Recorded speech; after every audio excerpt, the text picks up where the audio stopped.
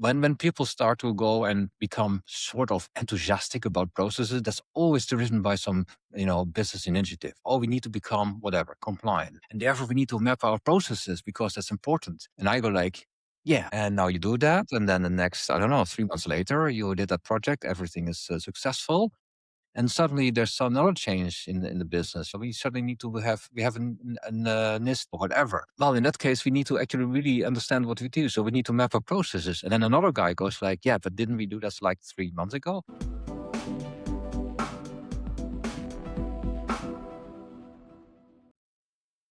Ladies and gentlemen, welcome to a new episode of the BPM 360 podcast. My name's Caspar, your host, and with me is, as usual, my friend and co-host, Russell. Russell, different scenery. Where are you at, and how are you? I'm at home. I'm fine. It's Thursday, coming up to the Easter holidays, so everybody's trying to get everything done. So nobody. So I'm not saying that sounds familiar. That things have wound down yet, but they are. But you really get the vibe when this is the last day before a bit of a holiday. And funny enough, Easter, I think because of the springtime, there's a lot of vibe in the air, a lot of energy. But this is completely focused on ramping things down to have a couple of nice quality days off, and that's what I'm looking forward to as well. And what could be nicer to finish a working week and looking forward to a holiday than talking to you and our lovely guest today. I'll get to the guest in a second. That becomes the highlight of the day, and from there on, it's just kind of like, yeah, let's close the books. Let's get ready for a holiday. The only thing that's in the air where I live is water right now because it's raining. I don't know seriously? why. Oh, okay. Yeah. Well, it still is. But anyway, so other than that, I had one customer meeting and one internal meeting, and that was it for today. So this is indeed my highlight as well. And let's not waste too much time on that, and let's introduce the guest that we have, because the people who are watching the video can already see that we have a guest.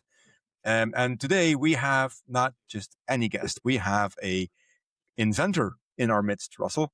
We have I think it's one of the two men behind UPN, the Universal Process Notation. So we are in the midst of celebrity, Russell, today. Yeah, I'm very humbled as well. So I'm going to have to make sure what I ask, and not that after it says, well, what a stupid question is that? But no, let's see. We'll be fine. But let me introduce. So we have today Walter Bril on the show. Walter, it's a pleasure to have you, and welcome to the show. Thank you so much, Caspar. Thank you so much, Russell. Yeah, happy to be here. It's just, and it is raining indeed. I can confirm because I live about 10 kilometers from Caspar. So yeah, we live in the same little spot on Earth, indeed. So Walter, we know each other already for years. Russell might not, and our viewers probably not all of them will not. So could you give us a little bit of a rundown on who is Walter? Where did you come from? How did you get into process management? Because we sometimes see it a little bit as a behavioral deviation. So, yeah, you want to know the short version? Yeah, well, we got time, so whatever you want to share. Let's keep it short. So basically, technical background. So I started my career somewhere in Delft, TNO, which is the Dutch Research Institute. I was UNIX administrator at the time, so I was really down to consoles and prompts. Not the prompts you would think, of nowadays, but the real prompts. I think the real prompts, cursor thingies. The VD20 to VT100 screens or terminals, and then all that stuff. So I'm that old. No judgment. Yeah, so a technical background, but then I moved sort of slightly into this sort of pattern of, okay, everything gets faster, computers get faster. It's actually always the same thing, but the thing which really intrigued me was, but there's something more than just faster computers or faster equipment or whatever. You have to really think about what we nowadays call processes, right? So that was sort of a very, and I'm talking about, what is it now, 98, 99, so that's a long time ago. Mm-hmm. And then I sort of realized maybe I should, sort of, go and focus a little bit more on quality and processes and stuff. Way more interesting than just hardware and faster computers. So I decided to jump and said, "Hey, here I am. I want to be, I want to be a consultant." And then next time I knew that I was working with Sun Microsystems in Amersfoort, doing exactly the same things I was doing before. So that was not completely a success story. So That's what happens when you're good at something. That's what happens. it seems to be the sort of label, technology guy or whatever engineer is sort of written on my front hat, and there's enough that place would be here the to positive version. Yeah. So then I decided to jump again. I said, "Listen, I really want to change, my career a little bit into more different direction." And that's exactly what I did at that time. And then I'm talking about still early 2000s, basically. And then after a long time and a lot of learning, I came across that was very funny. I was one of those consultants, doing an analysis with, guess what, PowerPoint, Word, and Visio. What did you have? And then suddenly there was a guy who said, "Hey, but why wouldn't you use a program or software?" And I'm like, no, yet another guy, solving everything with software. And but then he showed me the software, which was actually at that time delivered on 7 diskettes. And I'm not sure if our younger Discs. audience Yeah. knows. Floppy disks. Yeah. Floppy disks, indeed. Well, these were the sort of 3.5, inch. They were hard, but they were still called floppy disks in English. Yeah.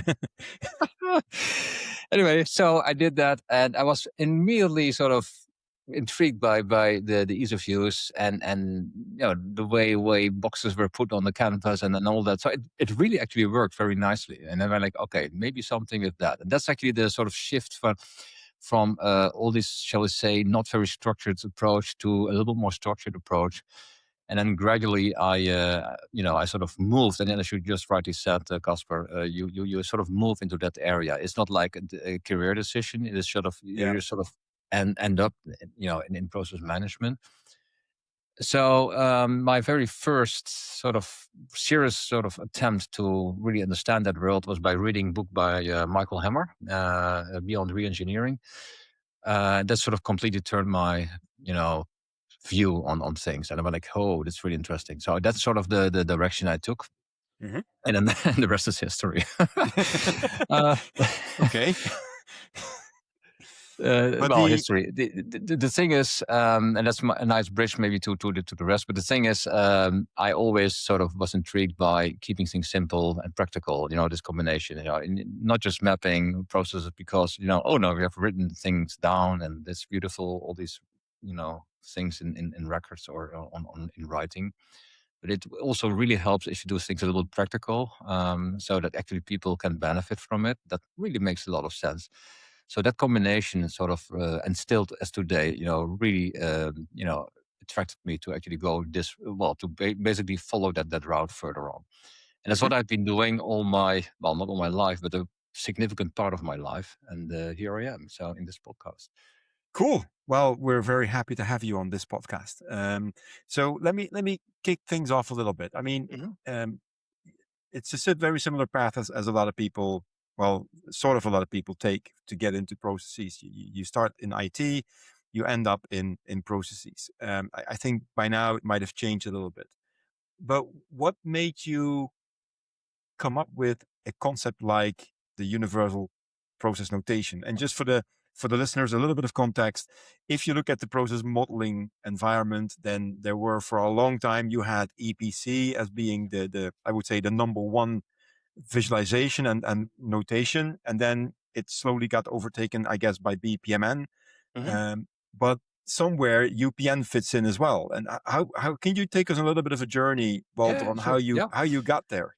And what absolutely. it is, actually. Absolutely. So one of the major things what sort of brought me to actually go, and now it's called UPN, but let me just sort of take you back a little bit more in history. Sure. Is that actually you can write things down, but if you have the wrong audience or if you don't know your audience, then you have a hard time with adoption, right? So people can look at things and go like, yeah, whatever. There's some stuff very technical, and EPCs, I know them. Ours have been working with that as well. Yeah. BPM. sure. Flowcharting, yay. Yeah. those sort of templates, those IBM templates where you could actually draw them by hand. Yeah. Hands, I still with the real physical templates. Yeah. I do remember those. Yeah. At the time when I did my study, I loved it. I was like, oh, look how technical I am. But the thing is, saying it doesn't really bring you anywhere if you can document and describe anything, but if nobody's going to use it, it's not really not very helpful.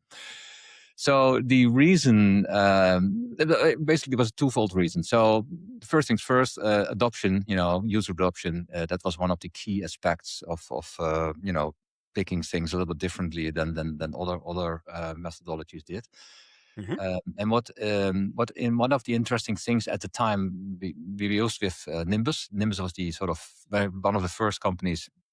No, Mm-hmm. it's actually the first company that actually sort of applied that notation. They had a product called Control. Later on became Nimbus Control, and then TIBCO took over, etc. But the thing was, one of the many hotel nights I had in that time, I was actually pondering on.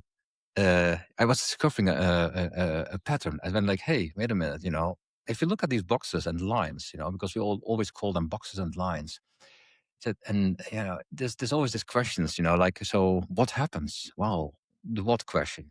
Well, Mm-hmm. we validate the customer. Okay, yeah. And what do we get? Well, we get a validated customer. And I'm like, that's not really helpful. That might be a system status, which is not wrong. So the answer is not wrong, but it's also not very good. So I suddenly started to sort of reverse things. I went like, maybe if I go back to the customer and say, you know what, let's not validate customers anymore. That's just a waste of time. Let's just not do that. Let's just cut the crap. And then he went like, no, but then we are at risk. Oh, that's an interesting answer. At risk. How do you mean? Well, we do this to mitigate business risk. There's your answer.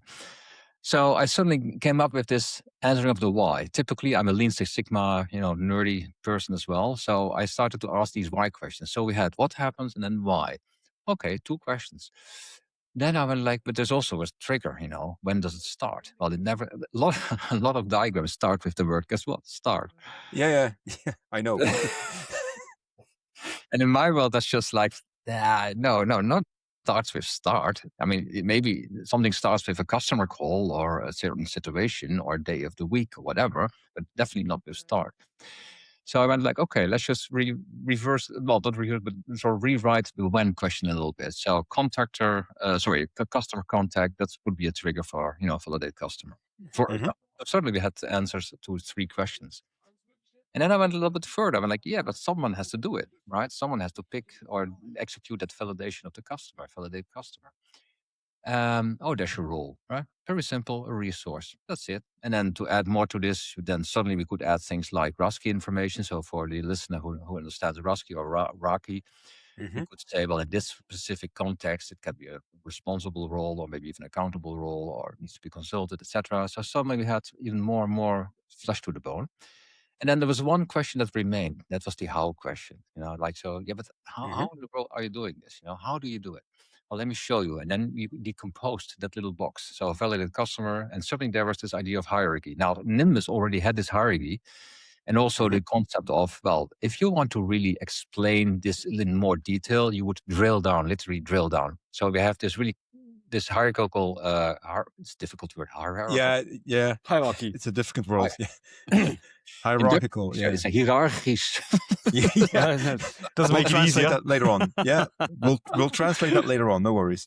But anyway, so basically, we could drill down, and then you had, interesting enough, you had 2 sort of sides to the whole thing. You had people that went like, oh, but it needs to be mathematically and academically correct. So that's more the BPMN sort of approach. And then you had the guys like me, like, yeah, but it needs to be also practical. So yes, I totally get why you want maybe to automate this or this needs to be exact or whatever. But let me just first answer those why questions. Why does this exist? Why do we put any money and time in this thing? So that was sort of my driver. So these 5 questions are still as of today, and also the hierarchical sort of concept, the basics of UPN basically. So it's all about getting communicate your information.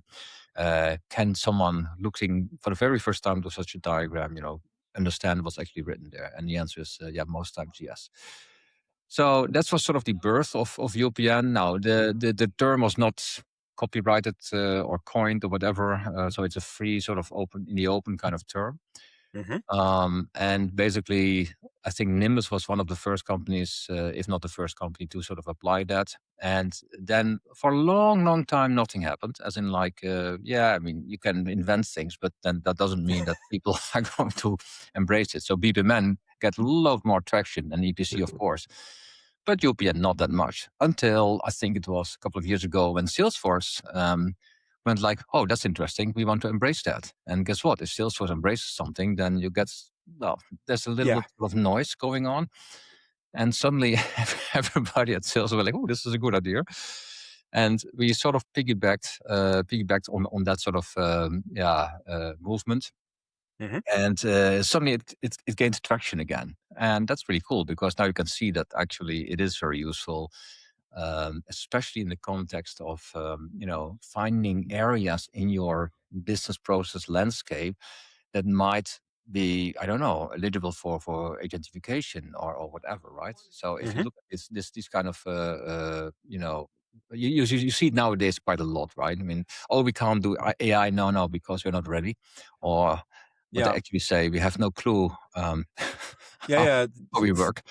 So that's basically the sort of pattern that took a couple of years, obviously, but the concept is still the same. It didn't change. Yeah, and what I think is interesting is, I mean, it's called notation, but it's more than actually the notation. So, because with BPMN and EPC, you're very much talking about the one model type, and let's say the symbols and the logics over which you format that visualization on a defined level, and that's where I see that the biggest value when we enter customers as well is actually to talk first about the architecture, the hierarchy, and say, but not just say, let's have another level, let's drill down even deeper, which you need to decompose complexity from, but you have to think about each level. Who is it for? What are the questions actually being answered on this level? And then you find that there will be a level where, let's say you do want to go down to the nerdy level of, how is the function working, the input and output working? But the question is, at which level does a BPMN help, if at all? And the notation on the detail of the logical operators, the message flows, etc., is helpful. Maybe, and I'm saying maybe because I'm also thinking about, with SAP nowadays, things are changing. On which level does a BPMN level of detail help you as a model type with that kind of notation? But more important is, and that's where we go from the end-to-end frameworks to say, enterprises have to think about things in a context of end-to-end. So anybody doing purchasing has to answer the question, why am I doing it? Because you want to satisfy the customer. I'm checking the credit limit. Yes, to be able to get a release of the credit limit check as fast as possible so we can deliver to the customer to make him happy. I've never seen it like that before. So and that's a different level. So it's more talking about the notation you're talking about is more about which levels of abstraction do you need on your processes to address a certain target group and answer their specific questions. That differentiates a lot, but keeping it consistently together. I think that's the main topic. And that's where I think that the discussion you have had, or the thought you had in the hotel when you were pondering, and I was somewhere in a hotel pondering, it was much more about how can we help actually answer certain questions to get a project running, to make it successful, and not going down that rabbit hole of saying, this picture or this visualization is the non plus ultra. Let's talk about conventions. What symbol size should it be? Do we want to have purple or green symbols and all this crazy stuff? But and that's, I always think, was completely misled, that discussion. And I think there's the Common Book of Knowledge on BPMN. Good, a lot of work in there, but for me, it's like, as the Germans would say, when they said Thema verfehlt sechs Sätzen. That's it. So we got to translate that as well now. No, well, maybe if you shouldn't. Somebody may feel abandoned. I'm so with you, Russell, on that. I'm 100%. I mean, this is 100%. So I think you have always these sort of. I think I even used the word religious wars. At the time. This is the way. This is the way. This way. And I never say, hey, you shouldn't use whatever, knock yourself out. But you have to put it on the right, spot and the right level. So, for example, if I want to communicate to some bunch of engineers, which are very exact, then you have to really go into detail and have to really think about statuses and whatever, I mean, if then, else, blah, blah, blah. Exactly. The issue and the challenge most of the time, obviously, is not just scope creep, but it is also... okay, so this is what the business invents something or comes up with a new idea or whatever, and then can you just go and make that, create that? Yeah, sure. What is the context? I have no idea. I mean, we just create things, and then we just create another thing, and then suddenly after, I have always this. This is so old, but I can use it in this podcast anyway. So this anecdote in my trainings where I said, fine, let's just go and cut some trees. Oh, that's really cool. Yeah, let's do that. So we go to this forest, and then we cut trees, right? Cut trees. And we are really, really busy because we don't have a chainsaw, so it's really hard work. And then somebody comes up with, but a chainsaw would be really, really handy because it's so much faster. Oh yeah, cool. Give me a chainsaw. Great. Now we go with the chainsaw. 110 whatever trees down the drain. Then suddenly I climb in a tree and look around and go, shit, wrong forest. Oh boy. We should put a disclaimer label on this episode for Greenpeace not to listen to this. Well, let's trigger the Greenpeace. So the other alternative would be, also you just want to get rid of this wood, let's burn it down. And they said, yes, but actually we wanted to cut the wood to use it to build huts. And now that we've burnt it down, we've got no resource to live. So what are the other way? I do like that. But what I also liked was that aspect where you said, where you were talking about the risks. So if you do it this way or this way, why do you do it this way? Because there's a certain risk we need to mitigate. Now, what triggers me there is also around this religious talking about like how to model in detail properly, is that ultimately you come to a limit of your resources and the capability to get all the details in. So that's where process mining came in, because it triggered, it automatically was collecting all the data of all events, and it showed, the reality is much more complex. You look at the model, it's simplified. And how do you manage to actually get down to the core of the key exceptions, for example, that a lot of the time so you have the happy flow to automate the 90% case, but the whole, let's say, shit hits a fan when these 1% exceptions risks happen, and these you have to mitigate to make sure that your factory isn't shut down for compliance reasons or quality reasons, anything like that. And this view on processes, I think you can sometimes you can't maybe not even get them out of process mining. You have to get them out by asking the right questions. So the why and what has to be considered, and by having like a framework of views on the like spotlights from different directions, or with ultra red and with ultraviolet lights, you're looking at this process from different angles, and then pulling out and saying, and then really prioritizing what do you really have to take note of. And what I really miss with so many process documentations are clear business rules, guidelines that are just saying, okay, so yes, you do a PR, you do a PO, okay, but under which context can you skip it? Yeah, for the flowers for the secretary for a 50th birthday. Do you have to adhere to that rule? Yes or no? And if yes, why? And this kind of context thinking and this additional information, it just doesn't fit into the typical model type. It'll be in a good description, but no convention, or the very little conventions explain in detail what is a good description of a process. You said, well, it's just I just write down some words. and full sentences. Some of them write this, some of them write that. But the real, and especially looking at now AI, the context given by a good description of a process, no matter what model is behind it, can be so much more valuable than the actual logical, consistent sequence of Oh yeah, boxes and lines, as you said. You know, the boxes and lines. Absolutely. Cool. Yeah. It's not getting there, and that to teach people to think in that manner, I believe that your thought model around UPM isn't revolving around a technical model to visualize in a tool. It's more about a thought model on how to decompose complexity, take the right questions, get the right answers, and note it down in a certain whatever technical way and manner. But it's that, and that's what I do like about that, because that touches much more on the BPM philosophy in general that we also, Caspar, I think we're all nodding here now for the people that are not seeing the video. I'm nodding. That is actually the core essence of what we try to drive into the companies, because that makes an impact, that makes a difference. Yeah, absolutely, 100%.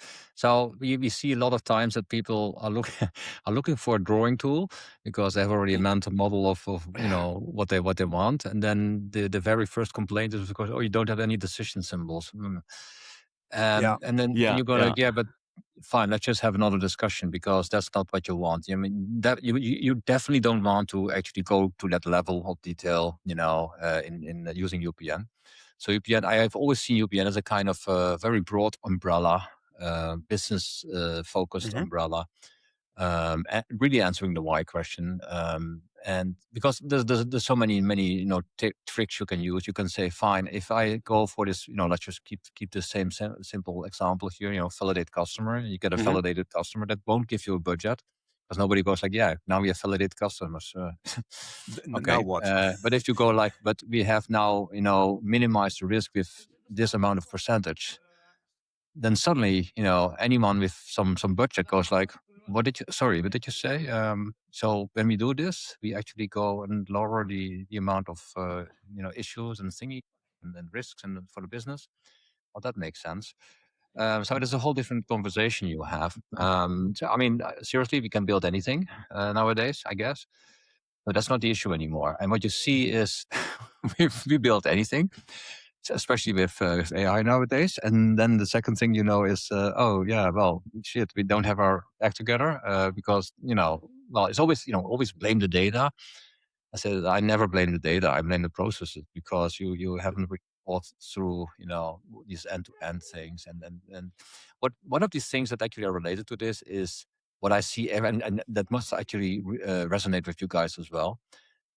When people start to go and become sort of enthusiastic about processes, that's always driven by some business initiative. Oh, we need to become whatever compliant. We need to implement systems. Oh, and therefore we need to map our processes, because that's important, so we know what to do.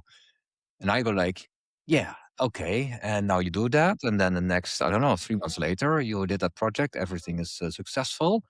And suddenly there's another change in the business. We suddenly need to have an NIST 2 or whatever. Oh, well, in that case, we need to actually really understand what we do. So we need to map our processes. And then another guy goes like, yeah, but didn't we do this like 3 months ago? Yeah. That was an implementation of a system, different thing.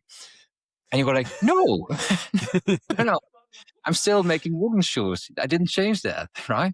Yeah. So that didn't change. And so my take is you have to have that sort of retaining of knowledge, what I call it. And it's also business process knowledge management, that knowledge. Yeah. But and just, that's a really good point.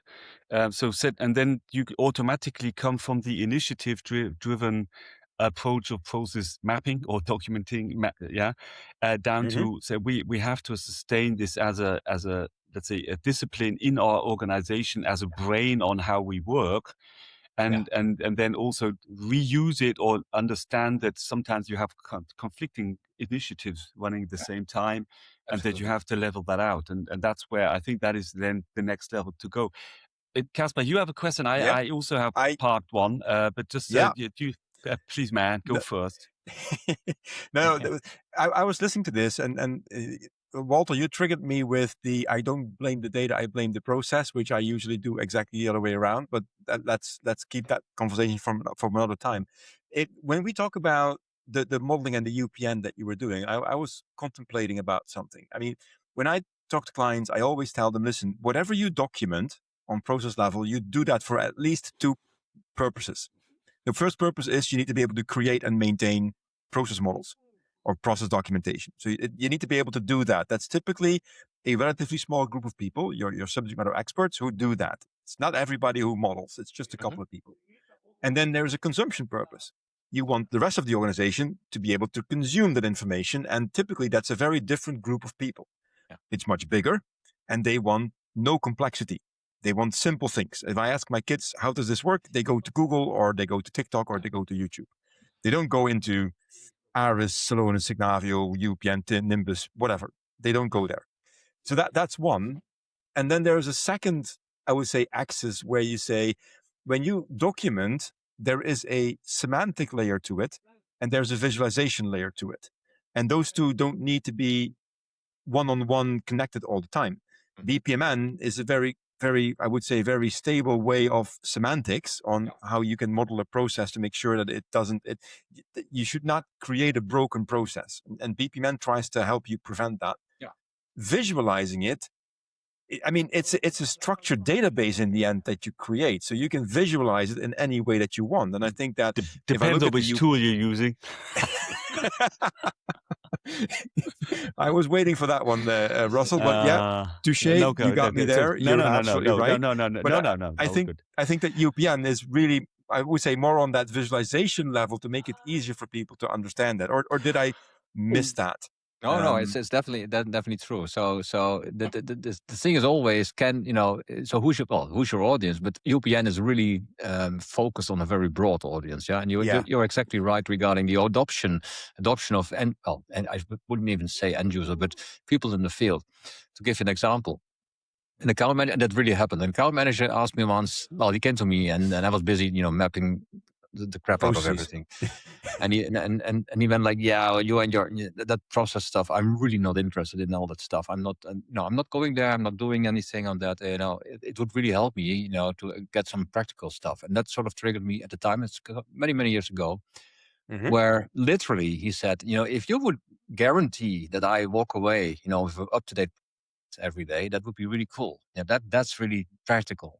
I don't care about processes, but that would be really practical. And then you, as a process nerd, you could go like, yeah, but it's really important because the process takes... No. You just say, I will make sure you get an updated price list every single day. Would it help you? Yes, fantastic.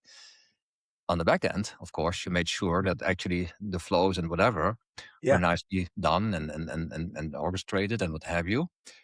And suddenly this guy walked away with the most up-to-date price list every day. So he came back to me. This, I still don't care about the process stuff, but this really helps. And that's okay. this is. But he's very outcome oriented, so he's very. I don't know how you got it done, but I just want to have the out. That's quite cool. But and one thing you said, Caspar, I quite just thinking about that a lot lately. Is this decoupling of the, let's say, the creation of the model and maintaining this, let's say, this process knowledge of a company, and the consumption of it. And I think a lot of the old ways of going about the EPC, BPMN were, we have to combine both. So we bring together a convention and the modeling tool and that automatically has then the IBM PowerPoint presentable format, and then they start squeezing everything in there. They notice it's not working. Remember, but you look at it, it says, does that, the old question, haven't heard it so often, but still comes. Can I print this out on a DIN A4, querformat, like how is it, and your landscape, and you're going, oh my God, I think we're going the wrong direction. This is going the wrong direction. This is not digitalization as I've foreseen it. So the modeling itself and the conventions and all this thought around that were already had this limitation in mind, and this has to be the the result has to be immediately consumable by the consument, and that doesn't work. I don't think it breaks so often. So having hierarchies is helping you decompose and go down from more abstract down to the details. But ultimately, I think now if you think about data streams like coming from process mining and so, I think we're having a much more abstract model that more dynamically is then answers questions via a prompt, for example, or by a dynamic visualization. It says, I want to see my process from as a purchaser and see only the activities that are relevant to me. And the tools have been working against that, but they've been very slow and never really taken that target group into consideration. And I think, Walter, what you've been doing as well is looking much more to get the answers of these people, getting the questions of these people answered and putting that in as well, where the others were just saying, I want to have a model that is consistent according to conventions. So there's two aspects to it, but ultimately we are going in a direction that there is a decoupling of knowledge collecting and having it in a repository and preparing it for consumption in multiple different ways. And that's where that's a complete change of what Absolutely, the old thinking. 100%. Yeah, that's. I'm working with an interesting company in Sassenheim currently. Okay. And they, let me put it this way: they invest in whiskey. Okay. That's possible. I didn't even know that. Yes. I also sometimes some Saturdays I also invest in whiskey. But the thing is, one of their sort of challenges is I was going to say the evaporating of knowledge, and if you know whiskey a little bit, you know how it works, and I also had to learn, when a cask has whiskey in it, 2% of the whiskey evaporates every year, so it just sort of just gone. And they call that the angel's share. And the angel's share is an interesting one because the Scottish, obviously, because we're talking about Scottish whiskey, they called it the angel's share because that was the part they would give to the English guys, which is nothing. But I took that analogy. I thought it is a really nice analogy if you look at business knowledge, knowledge management. So if you go we don't write these things just down for the fun of it. We don't, we want to keep, things, this knowledge, so that if somebody goes or leaves the company, whatever, that there's a recipe left. And here's the thing, and I think that's a really very important remark. So it does not mean that if I take the recipe of my mother-in-law's apple pie, that I can make and bake exactly the same tasteful apple pie. I can probably, create an apple, probably not the same. And that's the big difference between your expertise as a person. So I bring across, you are important, you have your whatever expertise, skills and stuff, and you have your recipe. So if you leave, at least we can still produce apple pies or whiskey or whatever. And maybe, it will gain the same quality after a while because we get more and more skills and experience. But you at least are not completely left alone with nothing, because that's what most of the time happens. Like people leave and, now what? Oh, now nothing. Don't touch it because it's still not broken. And I think that sort of analogies help as well. So what you are saying, yes, absolutely. It is this on that level. That's where UPN sits. It's not there to. Yes, you can create user stories out of diagrams. That's all fine, right? But don't. I mean, really. And there may be, as I said, there is a reason for existence of these other models on a maybe technical level, and that brings me to another question. So you said that Salesforce, took on the UPN model and they liked it. Now, when I look at, say, especially, say, SAP buying Signavio, and they used to be heavily invested in Aris, but, I think more private and golf games that were relevant for certain strategic decisions there. But that's another story. But looking at that, but there is something about that quite intriguing. So in SAP, you have a lot of classical transactional chains, and a very let's say consistent set of let's say business objects and transactions being in flow, especially around the order to cash and purchase to pay.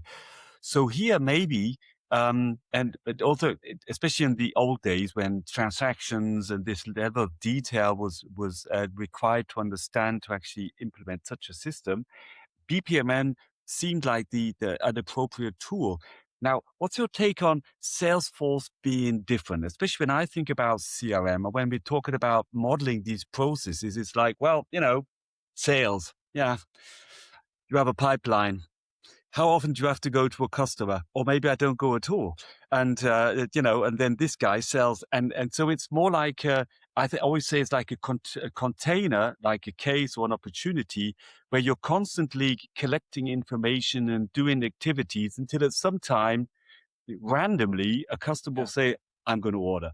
And the other, he just says, nah, not going to order. You say, why? And you need to understand that. But there's not this classical sequence of activities that if you do A and B, recipe style, and then you mix it, then you have an apple pie. It says, yeah, that's the same as sales. No way, especially when sales gets more complex. I mean, I do a lot of sales, so I know exactly that you really try to find the pattern to make customers say yes, but randomly, it takes half a year. Sometimes it only takes a week. And maybe this is, what's your take on that? That CRM and Salesforce is a different thinking, philosophy, software domain where UPN triggered more than BPMN and vice versa. What's your take on that? I can tell you a little bit about it because Salesforce is moving from a front-end CRM to a back-end huge system. That's basically what's going to happen in the next couple of years, if not sooner. And they're already sort of broadcasting that as we speak. So what that means that you would not actually log into Salesforce anymore. You would just use Slack or whatever. And then on the back end, things happen. And that's all nice and fair and what have you. But the thing is, the relationship with UPN was very simple, actually, because they had shall we say, the classical architectural way, as in like, have an interview, have a workshop, writing things down, all in Lucidchart or whatever, mostly Lucidchart, drawing stuff. And then sort of translate what they wrote down into whatever, system configuration, etc. Now, the Elements proposition is very Salesforce focused. So I'm a process nerd, so I'm not much of a Salesforce guy, but still. What we do with Elements basically is we take out the metadata so we can actually mine the configuration. It will produce a UPN-ish diagram of, for example, the opportunity process. So you will see all the different sort of paths and what have you. That's your map. That's not process mining. That's just a complete map of everything. And if you then, I mean, you can look at that map. You can go like, oh, I didn't know that many permissions open and blah blah blah. But you can also sort of rewire things if you want to. But then you have to, if you do it in a more official way and not just straight in production, you would have to create user stories along the line and stuff. And UPN is very suitable, and we also have mechanisms in there, to automatically create these user stories. So basically, your process map, right, is your blueprint for X amount of user stories for this whatever initiative, right? So if something happens, then you can sort of automate that and dump it, and off you go in development. Now, obviously, with all the very fast developments regarding AI and identification and what have you, things became a little bit more blurry, as in like, we want now to actually look in our process landscape, what parts can we actually not just automate, but identify, agentify. I don't know how is that the right word. Anyway, I think that's the right and word. we have now the ability to actually just go through the maps, through the information, and then say, this is a candidate for, for an agent. This is the candidate. This is another candidate for an agent. I would never do this with an agent. This is just one example. And that's one of the reasons that actually they sort of really, took UPN on board, basically, which is cool because we can sort of surf the waves here and then say, fine, that's important. But I see a lot of more, shall we say, advantages, not just with Salesforce, of course, because it is I would almost say, almost a natural thing to do. And that's why I'm sitting in the VPN space here, right? So and what I also, because you're saying user stories. So, and the good thing is, what I think in that context, so I know also Salesforce is really pushing for agentic, and ultimately, again, typically agents, you're not going to help them with a diagram. So AI needs a context. So you need to sit down and have to write user stories that try to capture how your grandma made the apple pie, because the recipe is there. Yeah, you get that done. Bam, here's a recipe. Your data automatically says that's a recipe. Yeah. But to get agentic to work, you need to train him on how your grandma was making the apple pie. Yeah. And then you really have to sit down and write that down, and ultimately in full complete sentences. So just the bullet points is not going to work either. And that's where I'm saying, where I said a good process description. That's why I'm saying, when I go down and said, okay, this is your scenario end to end. Now let's sit down and let's elaborate in detail a story around this, not as a user story, as a requirement, but say this is what it's all about. And the things that are captured there, sometimes they just don't appear in diagrams. Yeah. Yeah. You triggered me. I'm gonna interrupt both of you now. That is what it is. That's why I really like that approach, because that's going to be a big game changer, I think, in thinking about how to get from a structured, let's say, mining or map of configuration capabilities in a tool, something like that, and then digging down and taking that to the next level of automation / agentification. Can I just add 2 cents, 2 small cents there? Yeah, do that, and then I'm going to interrupt both of you. So, because this is really a nice bridge because this was last week. Someone complained, said, "You guys have so much text on your flow lines." Okay, and that's exactly addressing your point. So they thought it was bad, or they thought it was good? He thought it was bad. He wanted just yes and no. Okay, and I'm like, no. Give him my telephone. I'll give him a call. All right, now hear me out. Did both of you see the Harry Potter movies? Long time ago. Never mind. I'll use a different example. The Half-Blood Prince. Look it up, Russell. Liquid Death. Okay. I say no more. But anyway, so if we look at process models, I mean, I totally agree with the fact that it needs to be more descriptive, because a process model is a recipe in the end. The point is that you have many different opportunities in your process documentation to actually be more descriptive. I mean, there is a process description on process level, but you also have descriptions on activity level. And if you're lazy and you simply say create purchase requisition and that's it, you can also be more elaborate and in the description already put all of that business context that you have. And by doing it that way, you actually make it part of the formal description of your process, which is going to be in your database. And that database is what agentic AIs can use if you put that somehow onto an MCP server. So you don't need to write a novel. You simply you stop being lazy and simply document it in the right way. Yeah. And that means that if you say, well, listen, I have a decision table for purchase requisitions underneath 100 euros, we don't use it. If you use a catalog, please use that. And if every other option fail, you may try to raise a free text requisition. I mean, that is already the type of context that I think you've been just describing for the last 10 minutes. I just did it in about 30 seconds, but you're welcome. Oh, come on. No, but it's really, I really love the conversation. That's why I stay out of it for so long. But I think what you're both are saying is actually what you can already do. Yeah. It's nothing. It's not rocket science, actually, but you just have to do it. And here's another aspect. You need to be also taking into account the effort. And that's, I think, the bridge to what I'm currently building. So this is top secret, but I can put a little bit on it. I would say, you're sure you want to put it on the podcast then, because we have millions of listeners. No, that's fine. That's fine. I'm not going to mention how it is called yet. All right, go ahead. I can mention the idea a little bit. And one of the issues is documentation takes time. People don't want to really be verbose and, oh my goodness, that this just takes time.